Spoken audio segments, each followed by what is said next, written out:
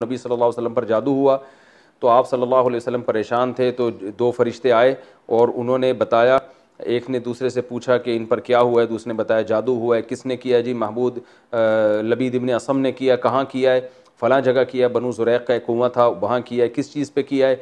एक एक चीज़ का सवाल एक फ़रिश्ता पूछता, दूसरा जवाब देता। खजूर की छाल पे किया है, और आप सल्लल्लाहु अलैहि वसल्लम की कंघी जिसमें बाल मुबारक थे उन बालों को लेके किया है, और उसमें गिरें लगाई हैं। तांत में जो है, जो खजूर की एक धागा होता है, तांत खजूर के धागे से बनता है, वो उसमें गिरों में किया है। तो फिर आप सल्लल्लाहु अलैहि वसल्लम गए और वहाँ पर ये सब कुछ आपने वो जादू निकाला, और आप सल्लल्लाहु अलैहि वसल्लम को शिफा मिली, और सूरह फलक और सूरह नास भी नाजिल हुई, और आप सल्लल्लाहु अलैहि वसल्लम हमेशा ये सूरत पढ़ा करते थे। तो पहली तो मैं आपको इस सूरत के ज़िमन में बताऊँगा जादू क्या है। देखें, जादू का आजकल बड़ा ज़ोर है। फ़लाँ जादू सास ने बहू पे कर दिया, बहू ने सास पे कर दिया, फ़लाँ ने ढिमकाने पे कर दिया, मेरा कारोबार नहीं चल रहा।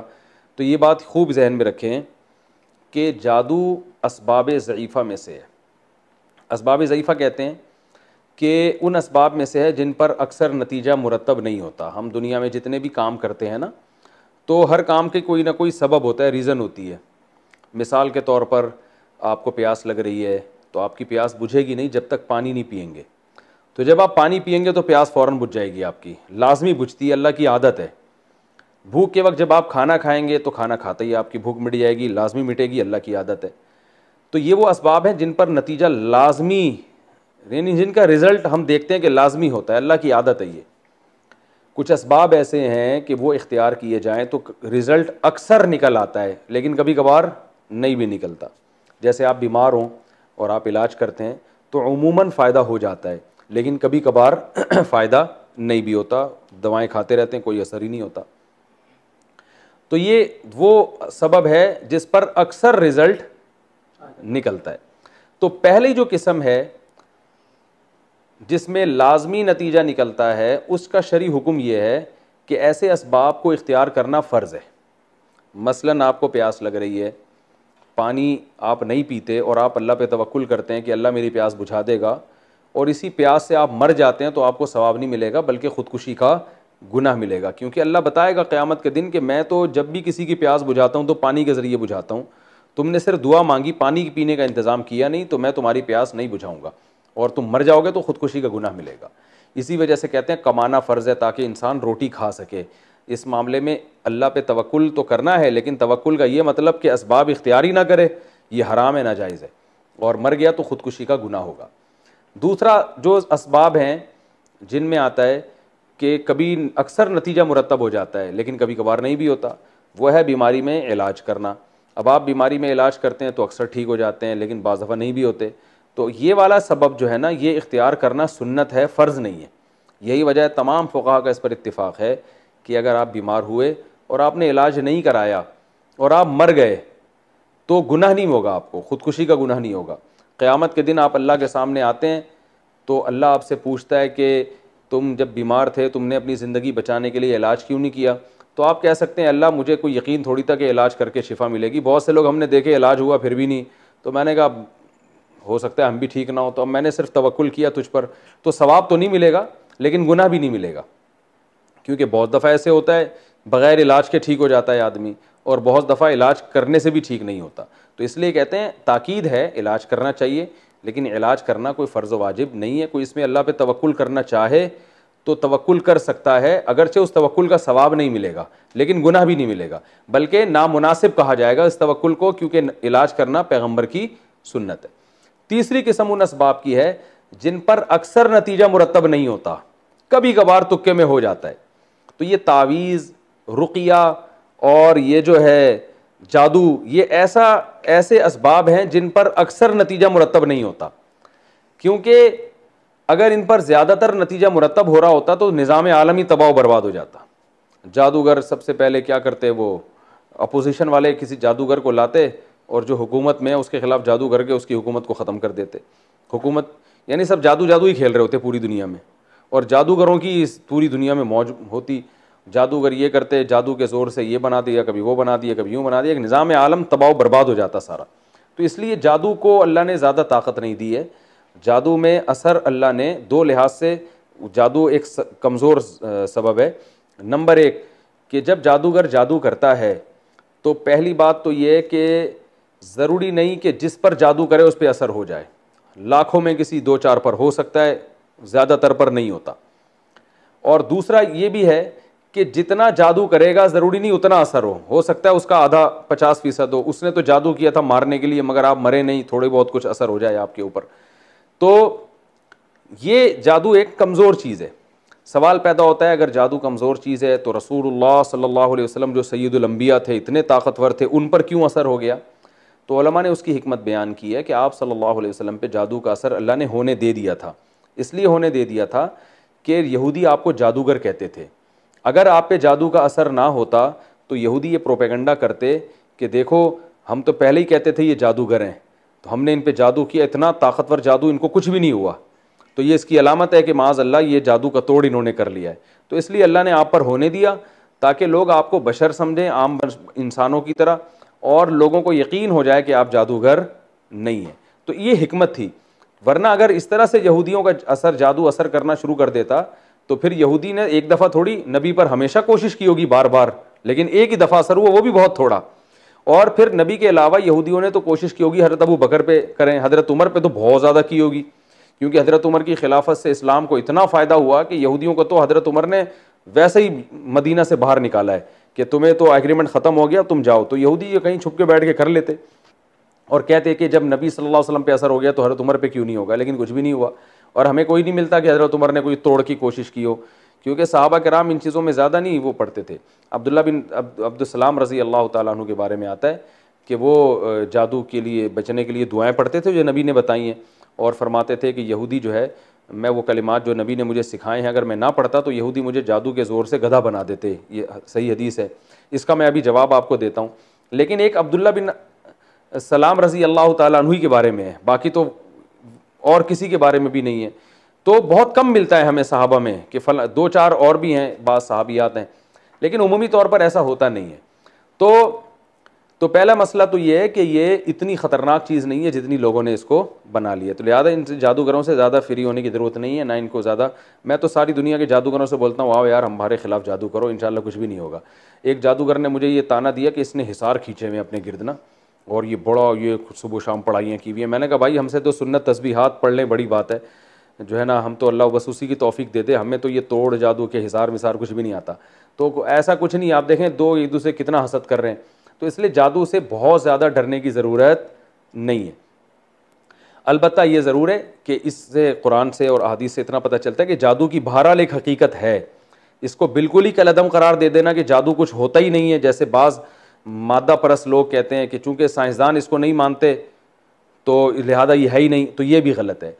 हर चीज़ साइंस के दस्तरस में आना ज़रूरी नहीं है। तो होता है, लेकिन इतना नहीं जितना लोगों ने बना लिया।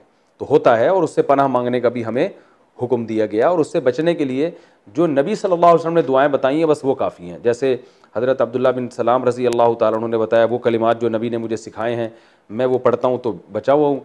तो इसी तरह हमें कुरान ने सूरह फलक और सूरह नास सिखाई है, तो आप सूरह फलक सूरह नास रात को अपने ऊपर दम करके सोएं, तो अगर कोई करेगा भी तो इंशाअल्लाह कोई असर आप पर नहीं होगा। एक बात तो ये हो गई। दूसरी बात ये कि जादू से क्या हकीकत और माहियत भी चेंज हो जाती है किसी चीज़ की, तो ये भी एक बड़ा मसला है कि जादू से क्या मतलब कोई किसी चीज़ को वाकई हकीकत में चेंज किया जा सकता है या नज़र का धोखा होता है।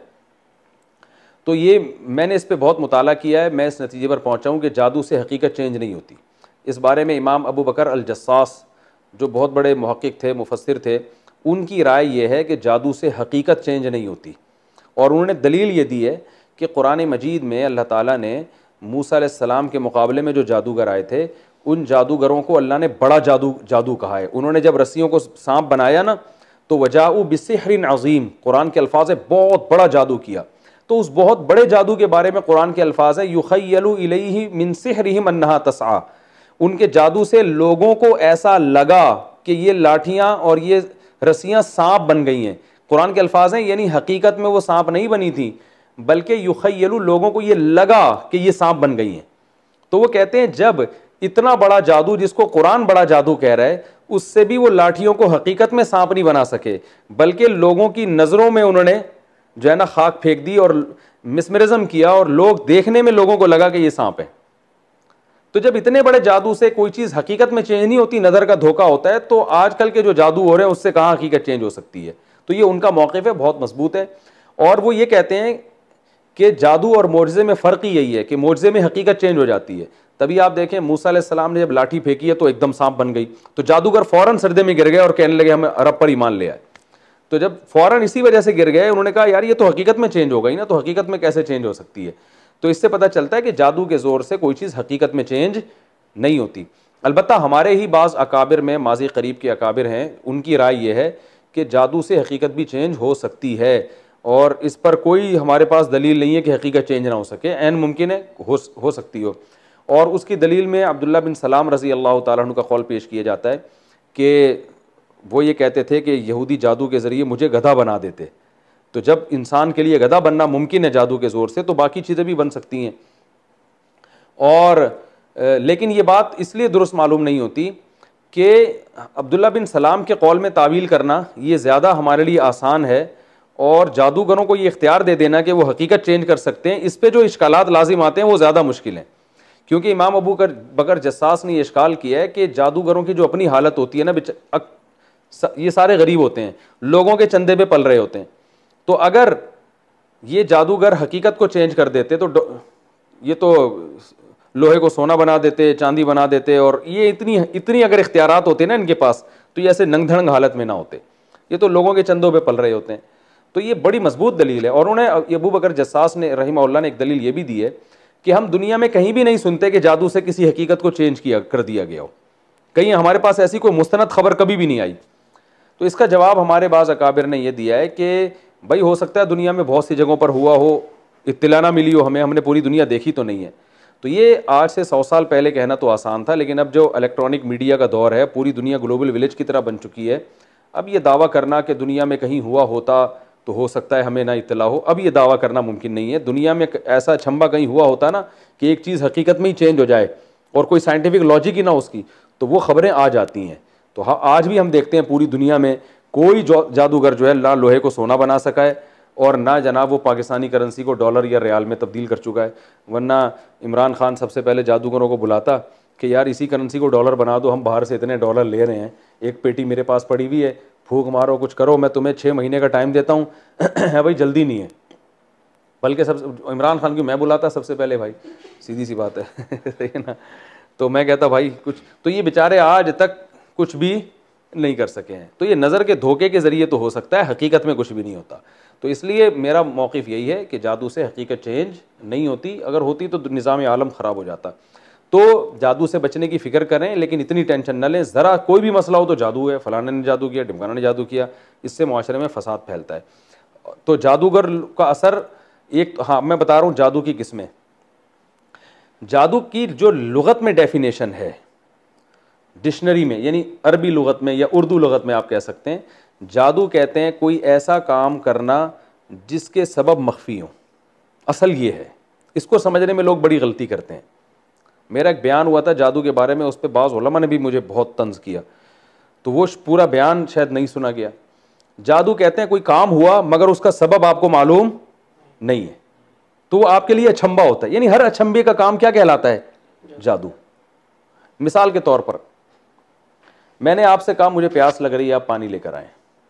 आप गए चलते हुए, पानी लेकर आए, मैंने पानी पिया, मुझे प्यास बुझ गई। इसको कोई भी जादू नहीं कहेगा, इसलिए कि प्यास बुझने के लिए जो असबाब इख्तियार किए वो मख्फी नहीं है, वो सारी दुनिया को पता है। भाई टांगों से चल के गए, यूं लाए और हमने पी लिया और ख़त्म हो गई बात। लेकिन अगर मैं बैठा हूँ, मैं कह रहा हूँ यार मुझे प्यास लग रही है, आप पानी लेकर आए। आपने क्या किया हुआ था कि अपनी जेब में आपके मोबाइल है, उसमें आपने एक टून लगाई हुई है, किसी खादिम को कहा हुआ है कि जब ये मैं बटन दबाऊँ ना तो ये घंटी तुम्हारे पास बजेगी, समझ जाना कि उस्ताद जी को पानी चाहिए, ठीक है ना।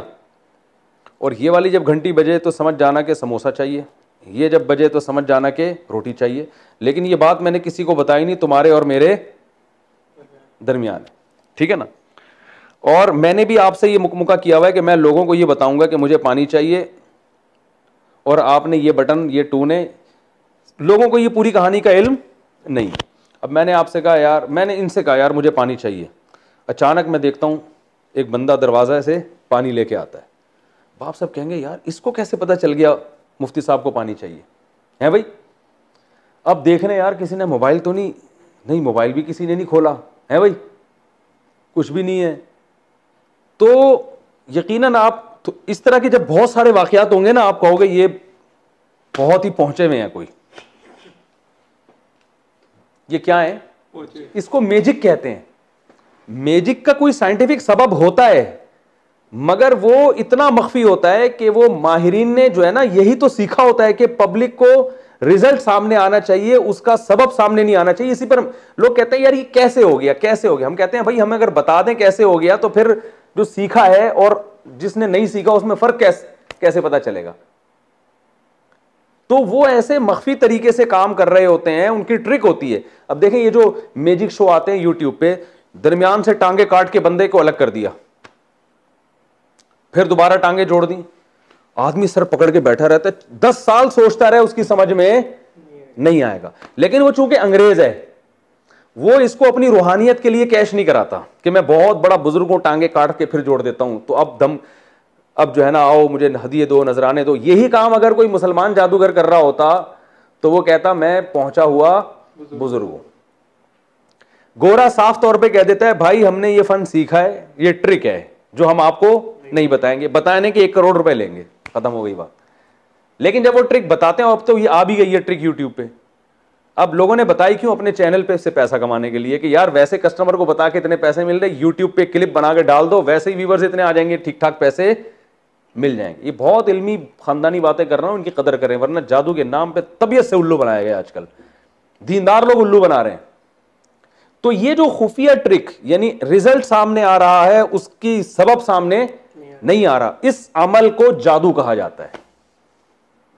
समझ में आ रही है बात कि नहीं आ रही? इस अमल को क्या कहते हैं? डिक्शनरी में इंग्लिश में भी मैजिक कहते हैं, उर्दू में सहर कहते हैं, सहर जिसे कहते हैं सहर, और अरबी उर्दू में जादू। अब एक तो अंग्रेज जादू करता है, भाई ये है टांगे काट दी, कबूतर निकाल के दिखा दिया, नहीं वो निकाल रहे होते। हमारे एक स्कूल में एक आए थे, वो मैजिक शो दिखा रहे थे, अखबार में जो है ना उन्होंने अखबार का ऐसे वो बनाया और उसमें दूध डाला जग से, फिर यूं रखा, अखबार खोला, कुछ भी नहीं है। तो वो होता है यानी वो दूध कहीं गिर रहा होता है लेकिन हमें नजर नहीं आ रहा होता, ये हाथ की सफाई है। इसको कहते हैं सहरु आयुनन नास, लोगों की, इसलिए कुरान में आता है लोगों की आंखों में जादू। तो ये इसका ताल्लुक किससे, आपकी ऐसे मुमताज बेगम देखे ना आप जाके, वो भी जादू है, औरत का धड़ है, नीचे पीछे लोमड़ी है। अब भाई हम तो परेशान है यार, ये क्या है, क्या ये है क्या, लेकिन कोई ट्रिक होती है। अब ये जितनी खुफिया ट्रिक होगी उतना ही ताकतवर क्या होगा, जादू होगा। तो ये जो अब जिसके असबाब खुफिया होते हैं ना, इसकी भी 2 किस्में हैं। इस पे तो मैं कह रहा हूं अलग से क्लिप बनाओ, जादू किसे कहते हैं, ये अलग से तफसीर के अलावा भी अलग से क्लिप बनाना, ताकि जादू के नाम पे जो लोगों ने रूहानियत के धंधे शुरू किए हुए हैं ना, तो इस किस्म के जादू की ना जिसके असबाब मख्फी हों, इनकी कितनी किस्में हैं? 2। एक तो वो के असबाब साइंटिफिक ही होते हैं, इधर तवज्जो भाई, एक तो वो के असबाब उसके साइंटिफिक ही होते हैं लेकिन वो आम आदमी की समझ में नहीं आते, वो माहिरीन जानते हैं। जैसे मैजिक शो जो आ रहे हैं यूट्यूब पे, टांगे काट दी, कबूतर बना दिया, इसके पीछे जिन्नात का कोई अमल दखल बोलो ना नहीं होता, लॉजिक होती है। आप उनसे सीखो तो बता देंगे भाई कबूतर नहीं है, पहले से यहां छुपा के लाए हुए थे कबूतर, यहां से हमने कबूतर निकाला है ठीक है ना। तो एक मैजिक शो मैंने देखा, एक आदमी 2 आदमियों में तकसीम हो जाता है बिल्कुल उस जैसे, फिर रिसर्च पता चला ये दोनों जुड़वा भाई हैं, एक जैसी शक्ल, एक जैसे कपड़े। तो ये इस तरह से खड़े हुए थे, एक लग रहे थे, अब यूं है तो 2, वो आदमी सर पटक के रह जाए कि यार ये हुआ क्या है। तो दूसरा जादू वो होता है कि जिन्नात से काम लिया जाता है। अब काम चूंकि जिन्नात कर रहे होते हैं और जिन्नात आम आदमी को नजर नहीं आता, रिजल्ट सामने आ रहा होता है, पीछे जिन नजर, और अल्लाह का शुक्र अदा करें नजर नहीं आ रहा होता क्योंकि जिन नजर आ जाए तो फिर बंदा वैसे ही गायब हो जाता है, ठीक है ना, जिन नजर आता ही नहीं है। तो वो ये होता है, ये वाला जादू ये होता है जो जिन्नात के जरिए, कि जिन्नात में शरारत गालिब है, और ये इंसानों के, शैतान जिन्नी है ना, इसमें शर का उनसर खैर से गालिब है। तो ये नेक बहुत कम होते हैं, शरीर इनमें ज़्यादा होते हैं। तो ये इंसान को नुकसान पहुंचाना चाहते हैं, मगर ये इंसान से डरते हैं। कुरान से ये बात साबित है सूरह जिन में, वन्नहु कान रिजालुम मिनल इंसी यऊदून बिरिजालिम मिनल जिन्नी फज़ादूहुम रहाका, कि इंसानों ने जब जिन्नात से डरना शुरू कर दिया तो जिन्नात की सरकशी बढ़ गई। वरना ये इंसान से डरते हैं, इंसान की अल्लाह ने इंसान को सलाहियतें दी हैं। ताकतवर होना अलग चीज़ है, रोब होना, जिन्नात में ताकत होती है मगर रोब इंसानों का ही जिन्नात पे ज़्यादा है। तो होता ये है कि जो शरीर जिन्नात होते हैं, बाज़ लोग एक फ़न के ज़रिए वो क्या करते हैं कि उन शरीर जिन्नात को खुश करते हैं। और शरीर जिन्नात को खुश करने के लिए, जैसे एल्यूमिनेटी वगैरह का आपने सुना है ना, कि कुछ दुनिया में ऐसी तहरीकें हैं जो शैतानी हैं, तो वो आप उनका मेंबर जब बनेंगे जब आप कोई बहुत ही वहशतनाक काम करेंगे। तो जब वो शैतानी काम आप करते हैं तो आप उसका मेंबर बन जाते हैं, वो कि भाई ये अब हमारा बंदा है। वो हत्ता कि सुना है कि अपनी वालदैन का भी कत्ल करवा देते हैं आपसे, कि अब माँ को मार दो, बाप को मार दो, यानी सारे वहशियाना अमल करा के वो कहते हैं अब ये हमारा क्या हो गया है, पक्का। फिर वो आपको ठीक ठाक कमीशन देते हैं, बहुत पैसा देते हैं। वो कहते हैं अब हम जो करेंगे ये करेंगे। वरना जाहिर है दहशतगर्द से काम लेने में भी उस दहशतगर्द के सीने में भी तो दिल होता है ना, एक मकाम पे आके हो सकता है वो रुक जाए, भाई मैं ये नहीं कर रहा, मैं क्यों करूँ। आपको पता है ना, जिसने जापान पे एटम बम गिराया था, कहते हैं वो खुद नफ्सियाती पागल हो गया था, वो इतने जब लोगों की उसने तबाही देखी है। तो जुल्म करना भी हर आदमी के बस में नहीं होता। तो शयातीन से काम लेने के लिए बाज ऐसे वहशतनाक काम किए जाते हैं, उससे जिन्नात खुश हो जाते हैं, क्योंकि वो जिन्नात चाहते हैं दुनिया में कुफ्र फैले। तो आप जब कुफ्र को फैलाने की कोशिश करते हो और बहुत ही वहशतनाक काम, तो फिर जिन्नात खुश होते हैं। ऐसे मौके पे उन जिन्नात को एक मैसेज दिया जाता है। वो मैसेज जो है ना, जबान से नहीं दिया जाता, वो कोई गिरा लगा के, किसी का नाम पढ़ के या उसका पुतला बना के, ठीक है ना, उसमें जैसे सुइयां लगा दी, तो सुइयां इस बात की अलामत होती है जिनको बताया जा रहा है इसके पूरे जिस्म को इस तरह से खराब करो, और वो उसी के शक्ल का पुतला एक मैसेज होता है कि ये बंदा है, इसको फोकस करना है। अब उनमें ऐसे जैसे माज अल्लाह नकल कुफर बोलते हुए भी डर लगता है, नजासत से कुरान लिखना, ये तो बहुत ही गंदा अमल है ना, तो जिन्नात इससे खुश हो जाते हैं। उल्टा कुरान लिखना, मासूम बच्चों की कब्रिस्तान से हड्डियां निकालना। अब जाहिर है बच्चा, एक तो वैसे ही बच्चा, फिर वो जब मर जाता है तो और काबिल तरस होता है, तो उसकी हड्डियां निकाल के ऐसे अमल करना। गंद खाना, गोबर, ये जादूगर गोबर भी खाते हैं, हकीकत बता रहा हूँ, गंद खाते हैं। क्योंकि एक तो सूअर खाता है ना इंसान, वो तो फिर भी दुनिया में बहुत से, लेकिन गूं दुनिया में कोई भी नहीं खाता। तो ऐसा वहशतनाक अमल के गूं खाना। एक लांडी में 2 जादूगरों का फड्डा हो रहा था, मुझे एक साहब ने खुद बताया, जो वो इलाज करवा रहे थे उनसे, जादूगरों से इलाज कराने, हमाकत देखो। तो वो फड्डा उनका हो गया, तो वो कह रहा तू कितना गूं खाता है बता। वो कह रहा मैं इतना खाता हूँ। अब इतना, वो बता रहा मैं इतने किलो खाता हूँ, तू मेरे से बहस कर रहा है। इनके मुकाबले ऐसे होते हैं कि तू कितना बड़ा जादूगर होगा, तू एक गूं का लड्डू खाता है, 6 लड्डू खा जाता है। तो ये होते गंदे, मैले, कुचैले। हिंदुओं में ये ज्यादा हैं। तो जितना गंद में रहते हैं, जितने वहशियाना अमल, खून पी रहे हैं जी, सही है ना, जिंदा मुर्गे का खून पी रहे हैं, ऐसे वहशियाना अमल करते हैं, तो उससे शैतानी कुव्वतें इनके करीब जमा हो जाती हैं। तो फिर ये उसको मैसेज देते हैं ये करना है, तो वो भी 100% उस मैसेज पर अमल नहीं करते, बल्कि उसमें भी ये है कि सबब ज़ईफ है ना। जिन देखता है कि जिस सामने वाले को तंग करना है, तो जिन पहले देखता है मुझ में इतना तप्पड़ है कि मैं इसको तंग करूंगी भी कि नहीं करूं, तो वो सामने वाले का कॉन्फिडेंस भी देखता है। जैसे कुरान में आता है ना कि जिन्नात से जब इंसानों ने डरना शुरू किया तो जिन्नात इन पर हावी हो गए। तो सामने वाला अगर दीनदार है, कॉन्फिडेंस है, वो नहीं इन चीजों में पड़ता, तो फिर जिन्नात उसका कुछ नहीं बिगाड़ते, वो डरते हैं। वो जादूगर उनको मैसेज देता भी है तो नहीं जाते वो। और अगर जिन देखता है सामने वाला वैसे ही कमजोर है और उसका अकीदा भी कमजोर है, फिर जिन्नात उसको तंग करते हैं। ये बात जो मैंने दावा किया, इसकी एक मिसाल से समझाता हूं तो समझ में आएगी इंशाअल्लाह। हम लोग एक गांव में गए, एक बुजुर्ग की कब्र थी। तो उस बुजुर्ग की कब्र पे वहां गांव वालों ने कहा कि यहां इन बुजुर्ग की कब्र के करीब जो भी लेटता है, ये बुजुर्ग उसको धक्का देते हैं और वो कलाबाजियां खाते हुए कब्रिस्तान की दीवार से जाके लगता है। हमने कहा कोई ड्रामा है, ऐसा नहीं हो सकता। बुजुर्ग, पहली बात तो वो बुजुर्ग तो जिंदगी में धक्के नहीं देते थे, मरने के बाद लोगों को धक्के क्यों देंगे? और फिर कब्र में, मुर्दे में इतनी ताकत कहां से आ गई कि वो कब्र के बाहर निकाल के धक्का दे, लोगों को टांग मारे? उन्होंने कहा टांग मारते हैं, लात मारते हैं, वो वहां जाके लगते। हमने कहा सेंसलेस बातें। उन्होंने कहा नहीं, आप खुद जाके देख लो, ऐसा होता है। फिर हमने कहा यार, ये बुजुर्ग जब दुनिया से गए थे, इनको जब नहला रहे थे तो उस वक्त लात क्यों नहीं मारी इन्होंने? भाई भाई किसी को भी जब मर जाए तो जैसे चाहो नहलाओ बेचारे को। तो आज के मैंने आज के बाद तो लोग बुजुर्गों को गुस्ल देते हुए डरेंगे कि यार अगर थोड़ा सा मतलब सतर खुल गया कुछ हो गया तो थप्पड़ ना लगा दें।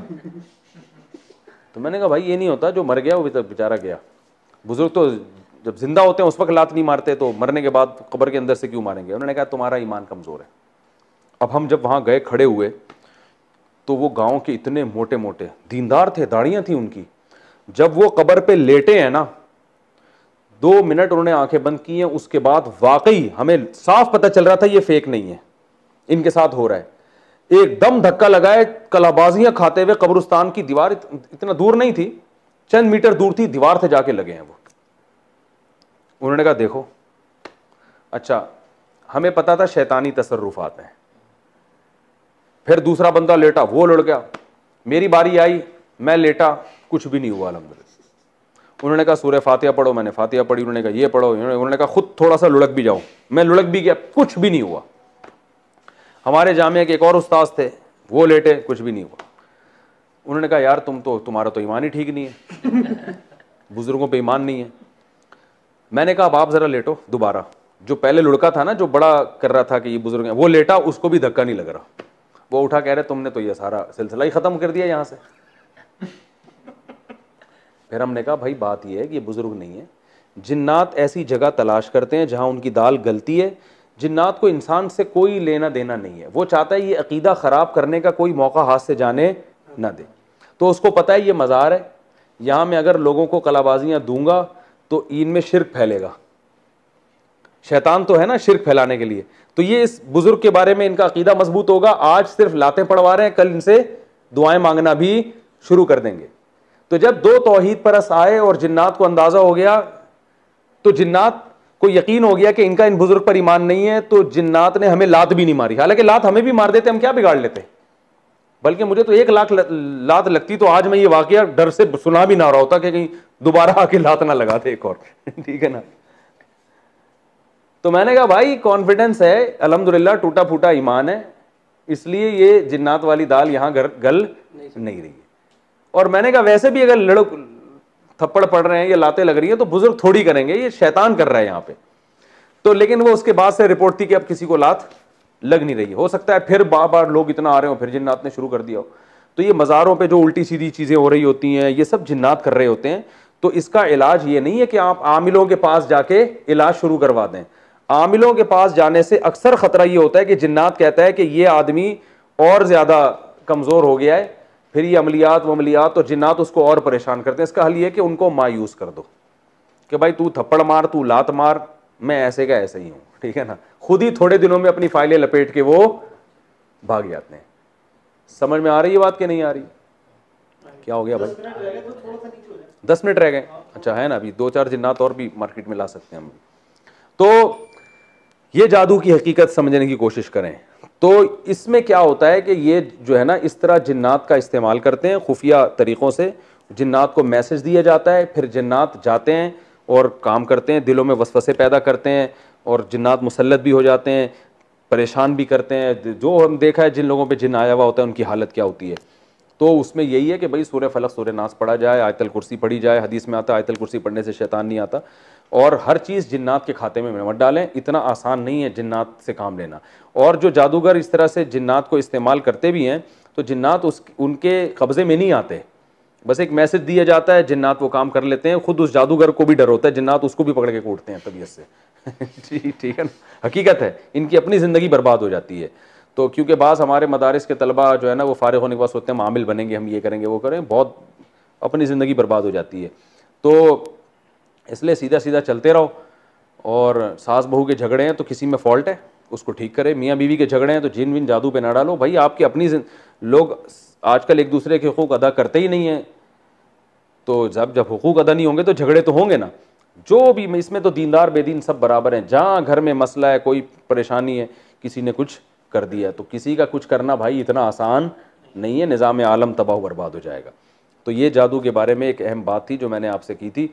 तो ये जादू की 2, अच्छा हाँ, ये जो जादू की पहली किस्म है ना, पहली किस्म के साइंटिफिक असबाब होते हैं, लेकिन वो खुफिया होते हैं, हमें नजर नहीं आ रहे होते, रिजल्ट नजर आ रहा होता है।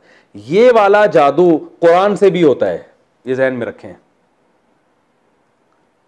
बाज आमिल क्या करते हैं, आपसे कुरान की आयतें पढ़वाते हैं, आप समझ रहे होते मेरा इलाज हो रहा है। वो आप जब आयतें पढ़ते हो ना, आपके दिमाग में एक बात बैठ जाती है, एक बात बैठती है, कुछ हो रहा है, कुछ हो रहा है, कुछ हो रहा है, ये सूरत इतनी दफा पढ़ो हो रहा है, और वो आपको ऐसा लगता है कि हो गया। वो दिमाग में ख्याल घुसा दिया जाता है। एक आमिल था, हमारे उस्ताद ने उसको पकड़ लिया, उससे पूछा यार ये तू, वो हुआ यह था कि एक मियाँ बीवी थे, उनके औलाद नहीं हो रही थी, तो उसने बुला लिया उन दोनों को। वो ऐसे ही इलाज करता था। इलाज क्या करता था, औलाद फिर भी नहीं हुई, औलाद जादू से हुई तो होती नहीं है। वो जब दोनों आ गए तो उसने ड्रामा क्या किया, अंधेरे कमरे में दोनों को ले गया, और पता नहीं एक दरख्त बनाया हुआ था, एक अजीब ये क्या है, मिसमेरिज्म हो रहा है, ख्याली ना दिमाग पे काबू पाया जा रहा है कि कुछ इनको दिखाओ, कुछ हो रहा है अजीब सा। उन दोनों से कहा कि ऊपर की कमीज पहनो, बोलते हुए भी अच्छा नहीं लग रहा। दोनों से कहा अपनी शलवारें उतार दो, सिर्फ कमीज उनकी लंबी थी, कमीज पहनो। अब जाहिर है वो उनको लगेगा कुछ हो रहा है, अब लेकिन हैं जो कि मियाँ बीवी दोनों साथ ही खड़े हुए। फिर उनसे कहा कि अब इज़ा ज़ुलज़िलतिल अर्दु ज़िलज़ालहा, इज़ा ज़ुलज़िलतिल अर्दु ज़िलज़ालहा, ये वाली सूरत पढ़ो बार बार। हालांकि इस सूरत का औलाद से कोई ताल्लुक नहीं, लेकिन ना ये एक ऐसी सूरत है, उनको लगेगा कुछ अजीब सा हो रहा है। कुल हुवल्लाह कह देते, वो नॉर्मल सब पढ़ते हैं। तो इज़ा ज़ुलज़िलतिल अर्दु ज़िलज़ालहा, ये आमिल खुद बता रहा है हमें कि मैं ये अमल करवाता हूं और इसमें होता कुछ भी नहीं है, इनका अपना दिमाग में कैप्चर कर लेता हूं इस अमल के जरिए, फिर जो इनके दिमाग में डालूं आ जाएगा। अब वो पढ़ रहे हैं, उसने कहा इतनी दफा पढ़ो, पढ़ते पढ़ते पढ़ते उसने कहा और तेज होते होते होते एकदम एक मटका आया है, धड़ाम से गिरा है, आवाज आई है, वो टूटा है, उसमें इन दोनों के पुतले और उसमें सुइयां और गंद बला भरा हुआ है, खून के चीथड़े बीटते टूट गया। उसने सुकून का सांस लिया, उसने कहा ये जादू था जो मैंने ख़त्म कर दिया, आप पे पुतले पे सुइयां थी और ख़त्म। वो दोनों मुतमईन हुए, घर चले गए। औलाद तो होनी नहीं होनी, वो अगर हुई होगी तो अल्लाह की मर्ज़ी से हुई होगी, तो वैसे ही किसी के हो ही जाती। हमारे उस्ताद ने पूछा यार ये क्या, उसने कहा अल्लाह की कसम कुछ भी नहीं था ना कोई मटका था, ये मिसमेरिज्म एक फ़न है, आपके दिमाग को कैप्चर करके आपको ऐसी चीज़ें दिखा देंगे जो होंगी नहीं। सहारू आयुनन नास है ना कुरान में, जैसे जादूगरों ने रस्सियों को जब फेंका है तो लगा क्या कि ये सांप बन गई, हालांकि हजरत मूसा कलीमुल्लाह समझ रहे हैं कि सांप बन गई हैं, डर भी रहे हैं, हालांकि सांप थोड़ी थी। तो ये वाला जादू जो है ना, इसके लिए कोई भी अल्फाज दोहराए जाएं जिससे आपको ये लगे कि कुछ हो रहा है, उससे आप एक नफ्सियाती तौर पर ना एक हिसार में आ जाते हैं। तो उसमें कुरान भी पढ़वाया जा सकता है, कोई हिंदी के संस्कृत के कलिमात भी, हिंदू ये क्या करते हैं संस्कृत जबान में वो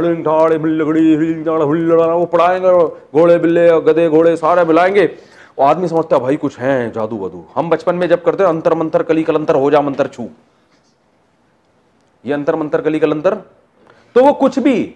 अब मैंने जब ये बयान किया तो लोगों ने कहा अस्तगफिरुल्लाह, मुफ्ती साहब तो दायरे इस्लाम से खारिज हो गए, इन्होंने कह दिया कुरान से जादू होता है, कुरान से तो जादू खत्म होता है, और ये कह रहे हैं कुरान से क्या होता है, जादू होता है।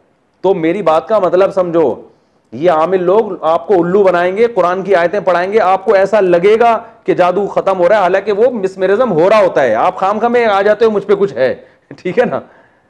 और ये मैं नहीं कह रहा, मौलाना जफर अहमद उस्मानी रहमतुल्लाह ने हकामुल कुरान में लिखा है कि ये कुरान से मिसमेरिज्म की, वो उसमें कुरान बराए कुरान नहीं होता, उसका मतलब कुछ भी कलिमात पे लगा दो जिससे इसको ये हो कि कुछ हो रहा है, तवज्जो मरकूज करने के लिए। वो कुरान से भी ये कुछ भी, जितने अजीब कलिमात होंगे ना, कुरान जो आमिल लोग हैं वो कुरान इसलिए बताते हैं ताकि आपको यकीन आ जाए कि बहुत मुबारक कलिमात हैं और ये तो इलाज ही कर रहे होंगे, हालांकि वो इलाज नहीं होता। अभी एक कुरानी सीडी आई थी, उसमें क्या था, बहुत तकसीम हुई है, वो मुख्तलिफ कारियों की आवाज़ में ये सूरत आप इतनी दफ़ा 1.5 घंटे तिलावत करें तो आप पे जादू ख़त्म हो जाएगा।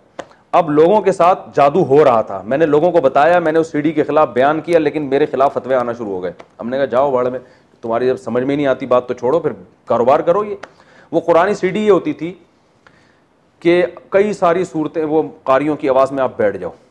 अब जाहिर है उसको सुनने के लिए वो बैठेगा जिसके का पहले से अपने बारे में वहम होगा कि मुझे क्या है, जादू।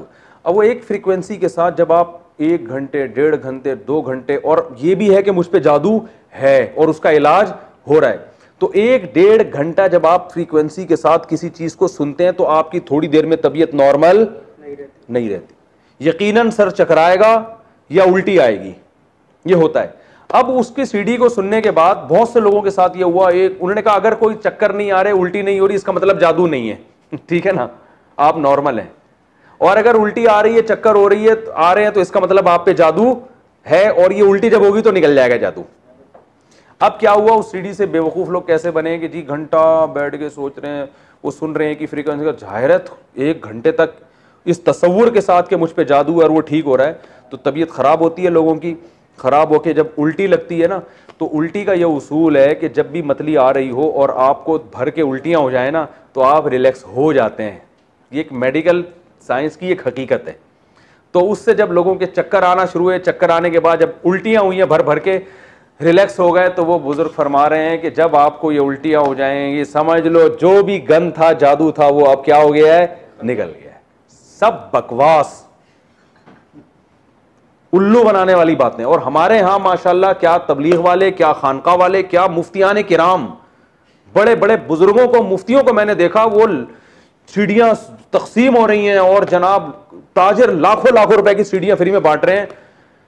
तो मैंने उस वक्त बयान किया, मैंने कहा भाई नहीं होता ऐसे, अल्लाह के बंदो, 1-1 घंटे तक जब एक फ्रीक्वेंसी के साथ सुनोगे तो उल्टी ना होना इसकी अलामत है, तुम पे जादू है।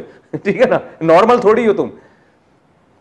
तो वो उल्टी जब होगी तो अब वो खाम में वहम हो गया कि जो है वो मैं ठीक हो गया हूं। तो जब भी किसी, हमने बच्चों को देखा है, बच्चे बिलबिला रहे होते हैं, टेंशन में होते हैं, जब उल्टी होती है ना, एकदम बच्चा खिलखिलाना शुरू कर देगा, इसलिए कि वो उल्टी के बाद इंसान रिलैक्स हो जाता है।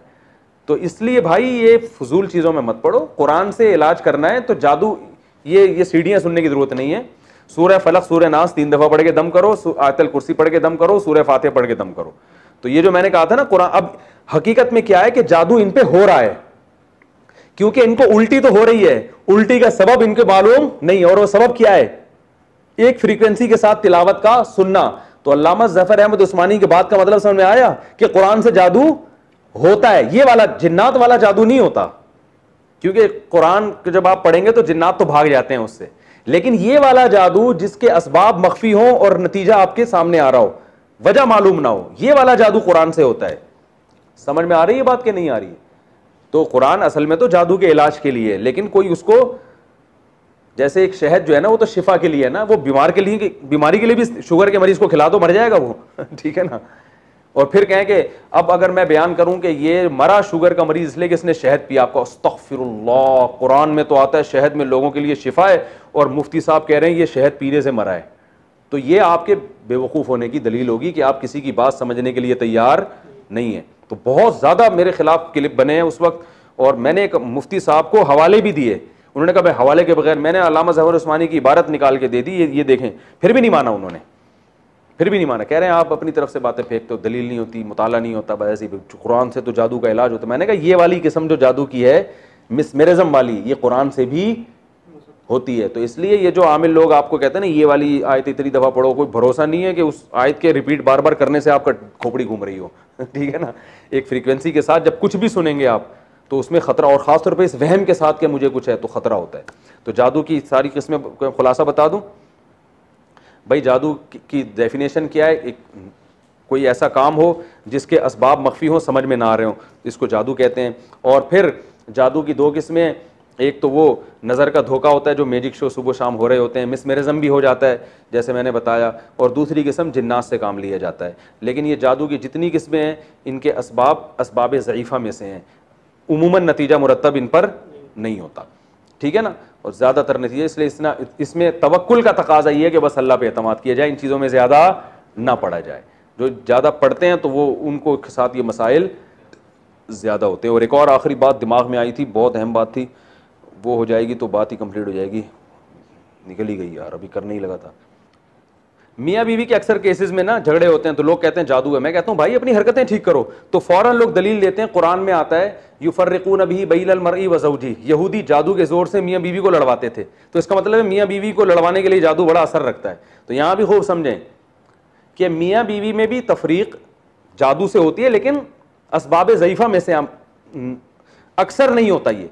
दूसरा, इसमें जादू की पहली किस्म भी मुराद हो सकती है कि मियाँ बीवी में किसी ने गलत फहमियाँ पैदा कर दी, असबाब, ऐसे असबाब जो जिनकी तरफ उनकी तवज्जो नहीं है, यानी ऐसे काम कर दिए कि शौहर को बीवी पे शक होने लगा, बीवी को शौहर पे। बाज़ दफ़ा ऐसे होता है ना, आप मिसाल के तौर पर लड़की बन के किसी मर्द को फ़ोन कर लो और बोलो तुमने मुझसे वादा किया था, और खातून सुन लें तो वो तो बदगुमान हो जाएगी ना।